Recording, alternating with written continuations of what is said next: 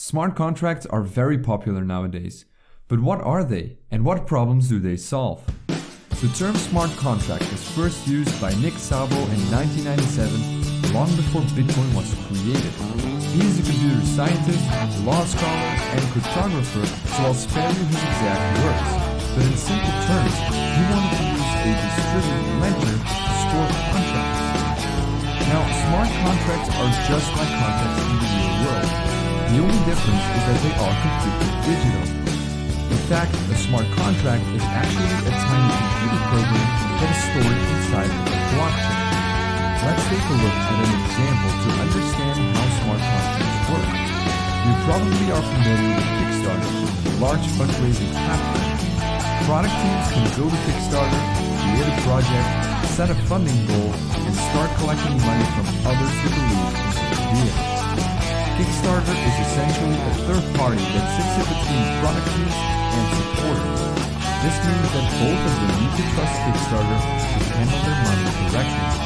If the project gets successfully funded, the project team expects Kickstarter to give them their money. On the other hand, supporters want their money to go to the project if it is funded, or to get a refund when it hasn't reached its goal. Both the product team and the supporters have to trust Kickstarter. But with smart contracts, we can build a similar system that doesn't require a third party like Kickstarter. So let's create a smart contract.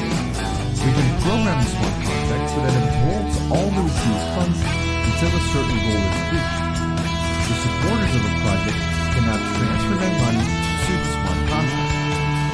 If the project gets fully funded, the contract automatically passes the money to the creator of the project. And if the project fails to meet these goals, then the money automatically goes back to the supporters. Pretty awesome, right? And because smart contracts are stored inside a blockchain, everything is completely distributed. With this technique, no one is in control of the money. But wait a minute, why should we trust a smart contract? Well, because smart contracts are stored on a blockchain, they inherit some computing properties. They are immutable and they are distributed. Being immutable means that once a smart contract is created, it can never be changed again. So no one can go behind the back and tamper with the code of the contract. And being distributed means that the output of the contract is validated by everyone on the network. So a single person cannot force the contract to release the funds because other people on the network will spot this attempt and mark it as invalid. Tampering with smart contracts becomes almost impossible. Smart contracts can be applied to many different things, not just on crowdfunding.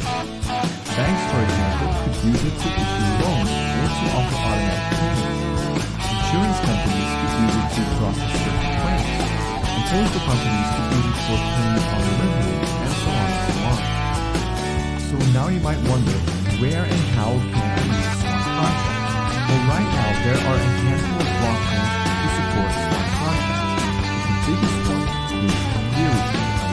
It was specifically created and designed to support smart contracts. Smart contracts can be programmed in a special programming language called Solidity. This language was specifically created for Ethereum and uses a syntax that resembles JavaScript.